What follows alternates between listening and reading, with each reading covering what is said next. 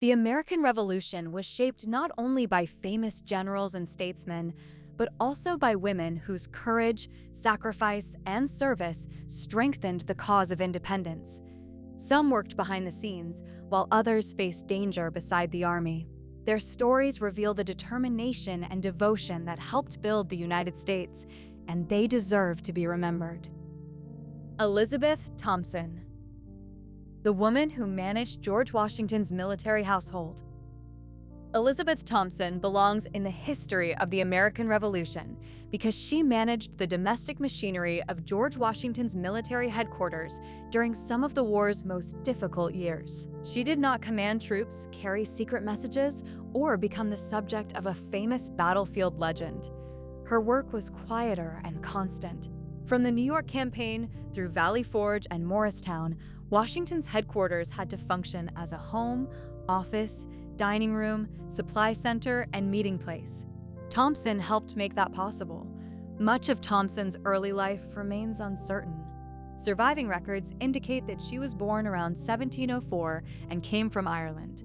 By the Revolution, she was a widow living in New York and had owned property there. She was already in her early 70s when Washington needed a new housekeeper in the summer of 1776. Thompson nevertheless accepted a position requiring travel, endurance, judgment, and wartime household management.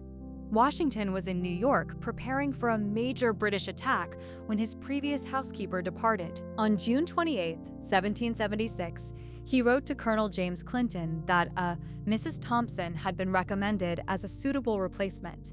Washington explained that he was entirely without a housekeeper and suffering considerable inconvenience because the position was vacant. Thompson arrived at headquarters on July 9th. The household records established her annual salary at £50 in New York currency. The title housekeeper can make Thompson's position sound smaller than it was.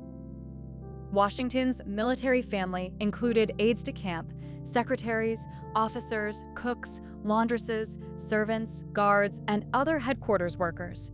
Letters were drafted, intelligence was discussed, orders were issued, and meals might be required for many people with little warning. Thompson supervised domestic workers, oversaw food preparation, maintained linens and rooms, tracked kitchen utensils and household goods, purchased necessities, and helped control expenses. When staffing arrangements changed, she likely assumed additional responsibility for male workers and food orders. Her labor supported Washington's command. An orderly table and functioning residence were not luxuries. Headquarters was where military planning, political consultation, and diplomatic hospitality took place.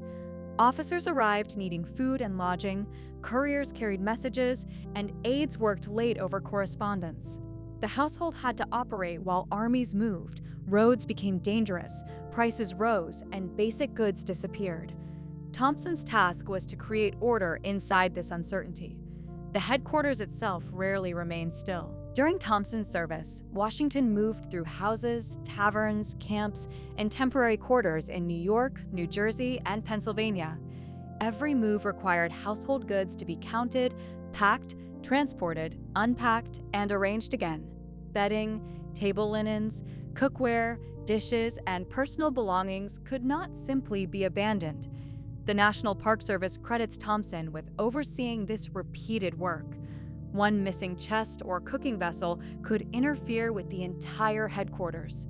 At Valley Forge during the winter of 1777 and 1778, Washington occupied the Isaac Potts House with members of his military family. The building was more protected than the soldiers' huts, but it was crowded and intensely busy.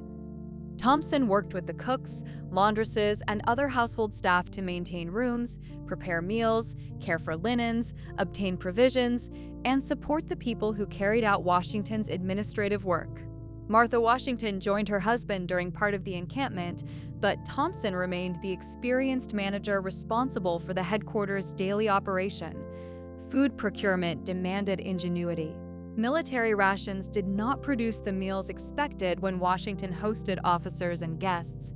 Army Surgeon James Thatcher later recorded a Morristown story in which Thompson requested an order for 6 bushels of salt.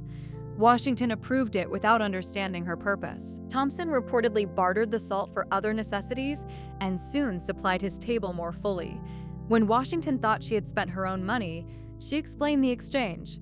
Whether exact or polished in later retelling, the episode fits the documentary picture of a manager who knew how to overcome scarcity.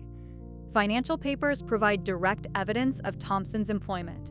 In April 1777, she received £37 and 10 shillings for service from July 9, 1776 through April 23, 1777. Separate payments reimbursed expenses she had incurred for Washington's household. These entries matter because they move her story beyond tradition. They show a salaried woman trusted with money and purchases inside the commander-in-chief's headquarters.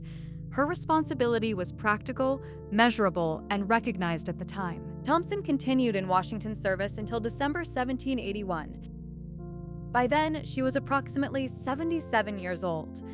The British surrender at Yorktown had ended the largest active campaign, although peace had not yet been formally concluded. Age made continued travel and work impossible, and she retired. In an October 1783 letter, Thompson reminded Washington that she had entered his service with a zealous heart and had tried to do everything within her power. She wrote that his approval and generosity made it impossible for her to submit a further personal claim for wages because she believed he had already valued her work beyond what she deserved. Her modest words should not hide the scale of her contribution. Thompson remained at the center of Washington's mobile headquarters for more than 5 years, beginning during the crisis in New York and continuing through retreats, winter encampments, shortages, and changing campaigns. Washington trusted her to manage workers, supplies, expenses, and household property. Her long tenure is itself evidence of competence.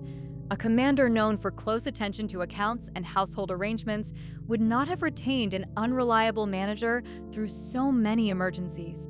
The war also cost Thompson dearly. Property she owned in New York was destroyed in the Great Fire of September 1776 while she was away serving at headquarters.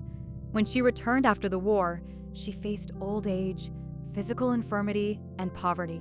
Washington reportedly invited her to live at Mount Vernon, but she believed that her health made the journey impossible. In February 1785, Thompson appealed to the Continental Congress. A congressional committee described her as a respected and faithful member of the former commander-in-chief's household who had been reduced to extreme distress by age and misfortune. Congress responded unanimously. It ordered an immediate payment of $100 and an additional $100 each year, paid quarterly, for the rest of her life. This was more than private charity. It was public acknowledgement that service inside Washington's household had supported the revolutionary cause. Thompson died in August 1788. Her will remembered her church and provided money toward a school for poor Presbyterian children in New York, extending her concern for household order and community welfare beyond her own life. Elizabeth Thompson matters because armies depend upon more than soldiers. The decisions made at Washington's headquarters required meals, clean rooms, preserved supplies, organized workers, packed wagons, maintained linens, and careful accounts. Thompson performed and directed that work while elderly, displaced, and living through years of military uncertainty. Her service demonstrates that domestic management could become essential wartime logistics. Elizabeth Thompson helped hold together the household from which George Washington directed the Continental Army, and the nation's first Congress chose to remember her as faithful to the cause.